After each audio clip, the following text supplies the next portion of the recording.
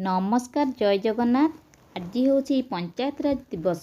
देखंतु यही ओडिशा बा उत्कल बा कलिंग जे केवल सुजला सुफला शस्य श्यामला ताहा नुहे, यह वीर प्रसविनी कोटि कोटि वीर संतान को जन्म देइछि एई उत्कल जननी। जो उत्कलीय माने जन्म लाभ करी सेमानंक त्याग निष्ठा एवं संग्राम बल आम ओडिशा को आज विश्व दरबार रे सम्मानित करिसंती सेही बरपुत्र मानक मध्यरे बिजू पट्टनायक अन्यतम। तांको ओडिशा काहींकी सारा पृथ्वी रे किए न जाने। बिजू बाबू नाम रे से पूरा पल्ली रे घरे घरे परिचित। 1916 मसीहा मार्च मास 5 तारिख दिन से कटक सहरर तुलसीपुर अंचल रे जन्मग्रहण करथिले। तांको पितांकर नाम थिला लक्ष्मीनारायण पट्टनायक और मातांको नाम आशालता देवी। तांको स्कूल पढ़ा समय गोटे घटना सेतेबेले पट्टामुंडेई बन्या जल रे भासु थाए। डंगारे बसी गोपबंधु बन्या विपन्न लोकंकु चूड़ा चाउल बांटिबाकू जाउथांती। सांगरे थांती छोट छोट स्कूल पिला। सेमानंको गहण रे बसी नई पार हेबा बेले हठात उत्कलमणिक छता पवन रे उड़ी जाई नई रे पड़ीगला।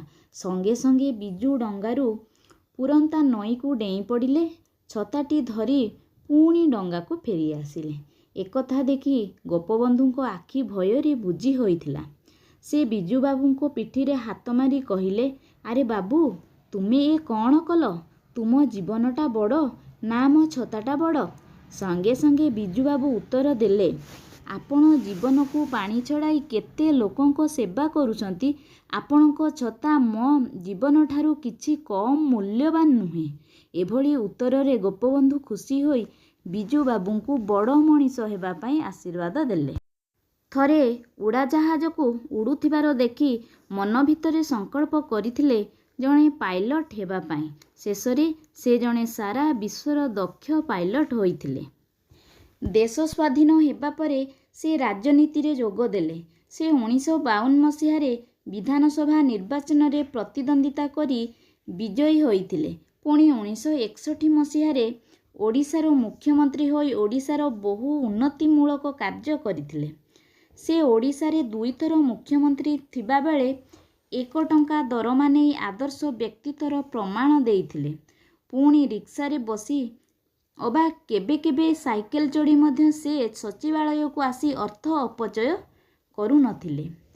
केवल सेतिकी नुहे, ओडिशा रे शिल्प प्रसार करी ओडिया माननकु नियुक्ति देबा, पारादीप बंदर प्रतिष्ठा और एक्सप्रेस राजपथ निर्माण, राउरकेला लौह इस्पात कारखाना, कोरापुट मिग विमान कारखाना, केउझर लुहा कारखाना और मांगानीज क्रोमाइट कारखाना सबू बिजू बाबूंको पई होइथिला। से मध्य कलिंग पुरस्कार प्रतिष्ठाता। बिजू बाबू जहा करुथिले सबू पर पई, जहा भाबुथिले देश पई। सेथिपई तांकु यथार्थ रे कलिंग सम्राट उपाधि रे भूषित करा जायथिला। तांको शासन समय रे से पंचायत राज व्यवस्था उपरे अधिक ध्यान देइथिले।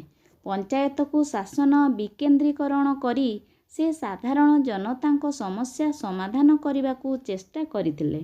तेणु तांको जयंती को पंचायती राज दिवस रूपे पालन करा जाए। ओडिशार नवनिर्माता प्रबाद पुरुष भूमिपुत्र बिजू पट्टनायक 1997 मसीहा एप्रिल मास 17 तारिख रे इहलीला संवरण कले। आज से नथिले मध्य तांकर स्वप्नर ओडिशा अग्रगतिर मार्ग रे आगे चलीछि। एहा आम पई गर्व एवं गौरवर कथा। जदि आपण मानकु मोरी वीडियो भल लगे लाइक करी सांग मानक सह शेयर करिवे।